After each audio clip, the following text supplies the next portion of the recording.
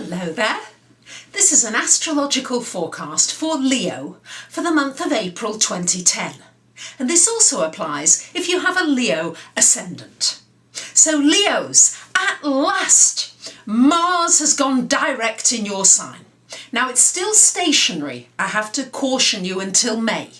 However, it's not retrograde anymore, so many of you should start to feel as though at last your energy is freeing up. At last you feel as though you can start to move forward, as though there are opportunities coming to you now. I think many of you are looking to change your career, your job, what it is you're doing.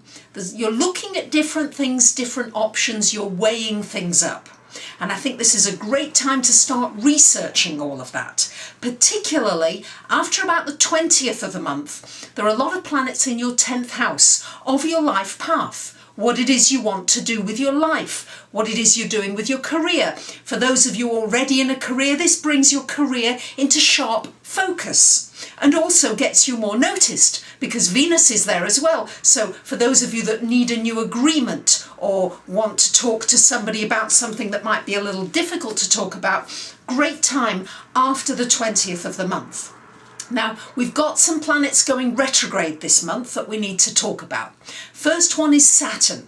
Saturn's already retrograde in Libra, but it retrogrades into Virgo from the 7th of April. And this means it's retrograding into your second house, Leos. So for you, many of you, you may have an unexpected expense. You may feel as though monies are a little bit tight during that period, and you're just going to have to be a little bit more careful than usual.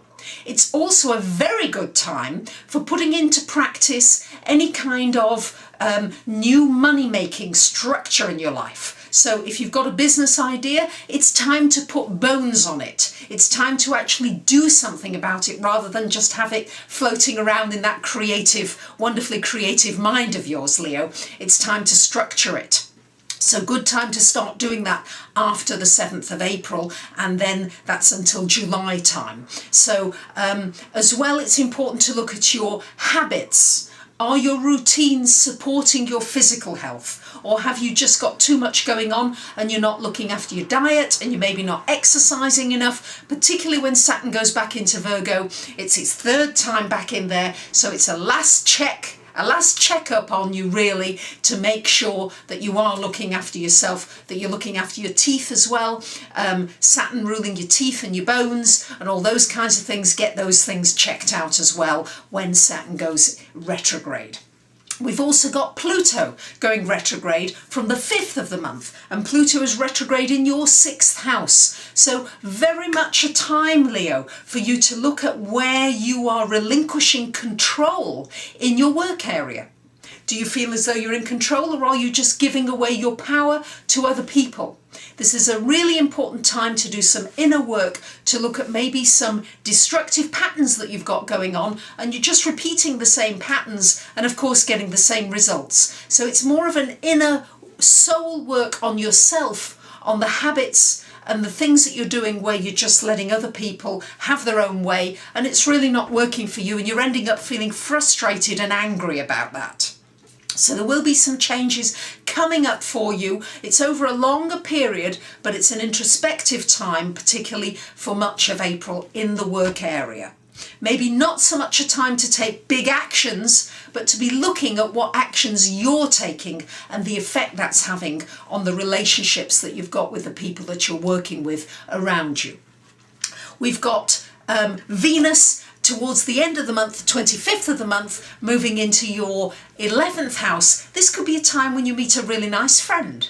So really get out there, you Leos, do your thing, make your entrance and start meeting some people. Some interesting new people could well come into your life, particularly somebody nice, a gentle, nice, interesting, intellectual person after about the 25th of the month.